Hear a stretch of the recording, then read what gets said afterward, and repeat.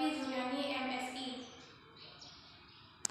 Baiklah, dalam kesempatan ini saya akan menjelaskan 2 poin penting dalam penelitian saya. Yang pertama adalah pendahuluan, di mana pendahuluan ini memuat tentang latar belakang penelitian saya. Yang kedua, tinjauan pustaka. Dalam tinjauan pustaka ini kita akan membahas 3 poin penting. Yang pertama, kajian teori, penelitian relevan, kerangka konseptual. Dalam kajian teori ini kita akan membahas 6 poin penting. Yang pertama, pengertian tanah. Yang kedua, unsur-unsur atau komponen tanah. Yang ketiga, jenis tanah. Yang keempat, lahan. Yang kelima, tingkat kesuburan tanah. Dan keenam, kita akan membahas apa itu jatuh. Pertama, pendahuluan, di mana pendahuluan ini memuat tentang latar belakang penelitian saya. Kabupaten Pasaman terletak di bagian utara wilayah Provinsi Sumatera Barat dengan luas wilayah 4.447,63 km persegi. Secara geografis, Kabupaten Pasaman dilintasi oleh garis khatulistiwa dan berada pada 0 derajat 55 lintang utara sampai dengan 0 derajat 6 lintang selatan dan 99 derajat 45 sampai dengan 100 derajat 21 bujur timur. Provinsi Kabupaten Pasaman memiliki batas-batas wilayah tertentu. Sebelah utara berbatasan dengan Kabupaten Mandailing Natal dan Kabupaten Padang Lawas Sumatera Utara. Sebelah selatan berbatasan dengan Kabupaten Agam. Sebelah timur berbatasan dengan Kabupaten 50 Kota dan Kabupaten Rokan Hulu Provinsi Riau. Sebelah barat berbatasan dengan Kabupaten Pasaman Barat dan Kabupaten Mandailing Natal Provinsi Sumatera Utara. Secara administrasi, Kabupaten Pasaman terbagi dalam 12 kecamatan, 37 nagari dan 225 jorong.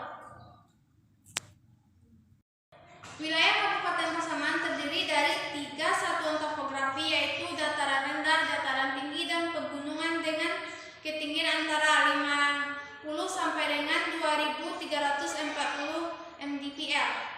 Daerah terendah terdapat di Kecamatan Tigo Nagari dan daerah tertinggi terdapat di Kecamatan Lubuk Sikaping. Topografi Kabupaten Pasaman berupa lereng terjal atau sangat curam yang terdiri dari kawasan hutan lindung. Kecamatan Tigo Nagari terletak di Kabupaten Pasaman, Provinsi Sumatera Barat.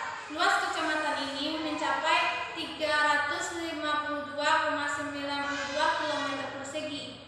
Kecamatan Tigo Nagari yang terletak di 0 derajat 8 lintang utara sampai dengan 0 derajat 1 lintang selatan dan 99 derajat 59 sampai dengan 100 derajat 9 bujur timur.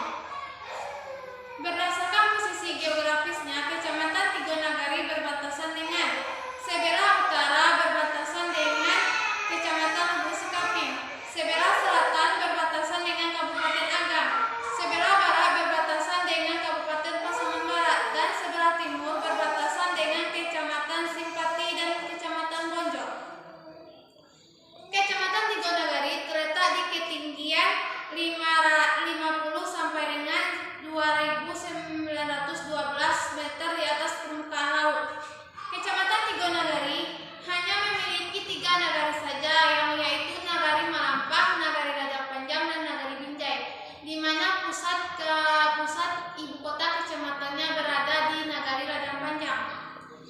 Kecamatan Tigo Nagari merupakan salah satu kecamatan penghasil jagung terbesar di Kabupaten Pasaman, karena di wilayah Tigo Nagari memiliki luas wilayah pertanian jagung kurang lebih 730 hektar. Kecamatan Tigo Nagari merupakan daerah yang memiliki tanah yang cukup subur untuk potensi penanaman jagung, karena daerah ini memiliki daerah vulkanis, yaitu berada di Gunung Pasaman, yang cocok untuk pertanian. Salah satu pertanian yang menjadi dominan di Kecamatan Tigo Nagari adalah pertanian jagung. Potensi lahan jagung seluas 5.500 hektar di Kecamatan Tigo Nagari mendorong peningkatan jagung muda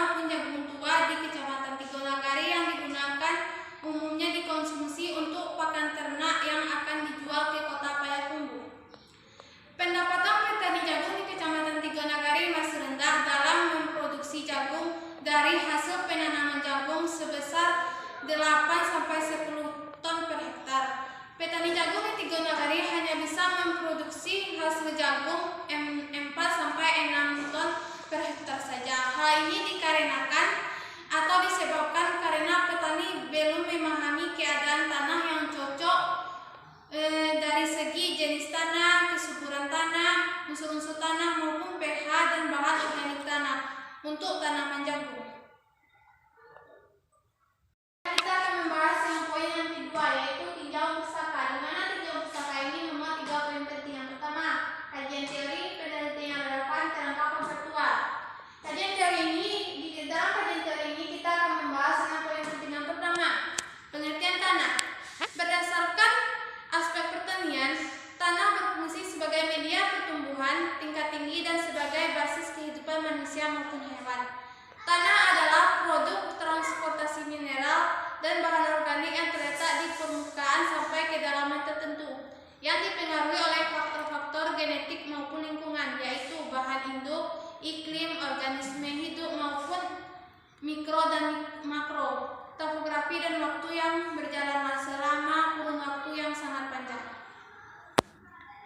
Yang kedua, unsur-unsur atau komponen pembentuk tanah. Yang pertama, unsur mineral atau fraksi anorganik atau humus. Yang ketiga, air. Yang keempat, udara. Yang kelima, kehidupan jasmani dan mikroorganisme. Yang selanjutnya kita akan membahas tentang jenis-jenis tanah yang ada di Indonesia. Yang pertama, tanah aluvia, tanah andosol, tanah vulkanis, tanah gambut, tanah humus, tanah kapur, tanah inseptisol, tanah berpasir, tanah laterit, tanah litosol, tanah margel, dan tanah petsolit merah kuning. Yang selanjutnya yaitu tingkat kesuburan tanah. Yang pertama, kadar pH netral, di mana posisi tanah yang baik harus memiliki kadar pH yang netral atau normal berkisar antara 6-8 dan pada kondisi terbaik pada pH 6,5 sampai dengan 7,5. Hal ini akan berdampak pada ketersediaannya sebagai unsur di dalam tanah supaya seimbang. Yang kedua, memiliki tekstur yang lempung, berfungsi untuk mengikat berbagai mineral sehingga dapat mudah terbawa oleh air. Selanjutnya, cocok untuk berbagai tanaman. Kondisi untuk mendeteksi kesuburan tanah atau tidak secara mudah dapat dilihat secara langsung dari vegetasi tanaman yang ada di atas tanah tersebut. Selanjutnya, warna tanah coklat kehitaman. Untuk melihat tanah subur atau tidaknya secara cepat dapat dilihat dari warna tanah, namun itu bukan menjadi patokan utama dalam kita menentukan tingkat kesuburan tanah. Yang terakhir yaitu harus mengandung unsur mineral, di mana tanah yang subur memiliki kandungan mineral yang lengkap. Mineral yang lengkap digunakan sebagai bahan baku makanan bagi tanaman. Di Indonesia, jagung banyak dibudidayakan adalah jenis jagung hibrida yang berkualitas unggul. Jagung hibrida mampu menghasilkan biji jagung yang lebih banyak dan dapat diterima di pasar. Jagung hibrida merupakan jenis jagung keturunan langsung hasil dari persilangan dua galur atau lebih yang sifat-sifat individunya heterozigot dan homogen serta memiliki sifat masing-masing yang unggul dari varietesnya. Teknis dalam penanaman jagung. Keberhasilan budidaya jagung dapat ditentukan oleh teknis budidaya hingga proses panennya.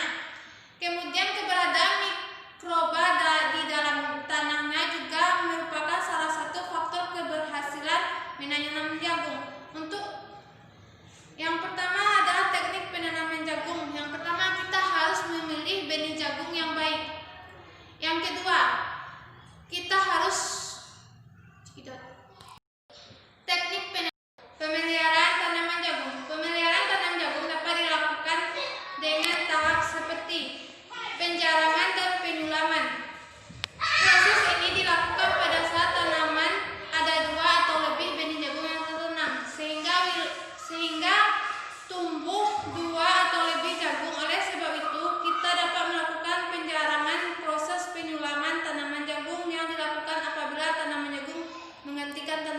baru.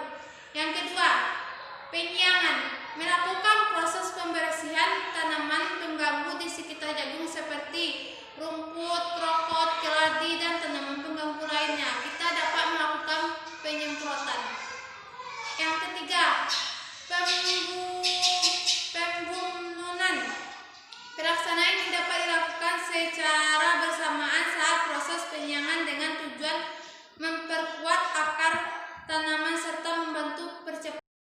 Ciri-ciri tanaman jagung yang siap dipanen. Yang pertama, tanaman jagung dapat dipanen dalam kondisi masa fisiologis berumur 100 sampai 110 pada dataran rendah dan tergantung jenis varietasnya. Yang kedua, kulit kelobotnya telah berwarna coklat. Yang ketiga, rambut jagung pada tongkol telah kuning dan berwarna hitam. Jumlah populasi pada kelobotnya kering mencapai 90%. Tekstur keras pada biji jagung yang dengan ditandai apabila ditekan dengan kuku sudah tidak hancur dan keras. Selanjutnya, terdapat titik hitam black layer pada bagian ujung pada biji jagung.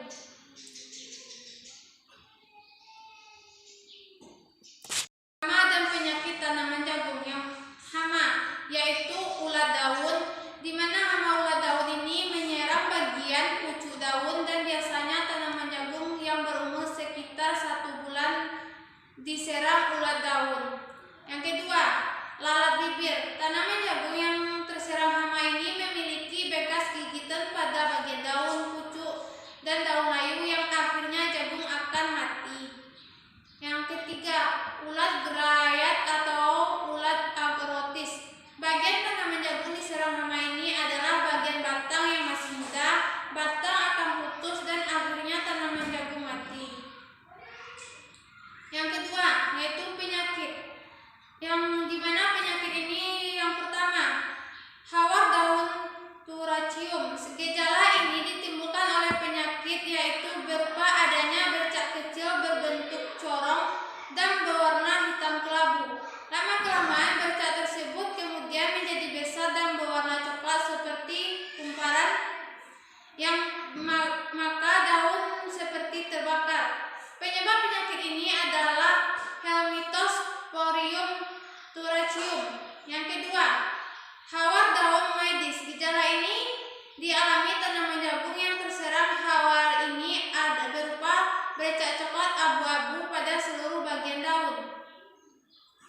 Yang ketiga, hawar daun Corbonum. Tanaman jagung yang terserang penyakit ini timbul gejala berupa bercak coklat muda kekuningan berkerangka konseptual berdasarkan unsur tanah, air, dan udara, jenis tanah, dan tingkat kesuburan tanah. Pada tanaman jagung di Kecamatan Tigonagari, Kabupaten Pasaman dapat dilihat pada kerangka konseptual di depan ini.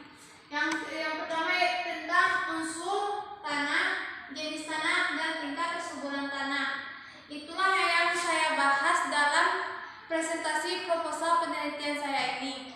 Dan saya mengucapkan terima kasih jika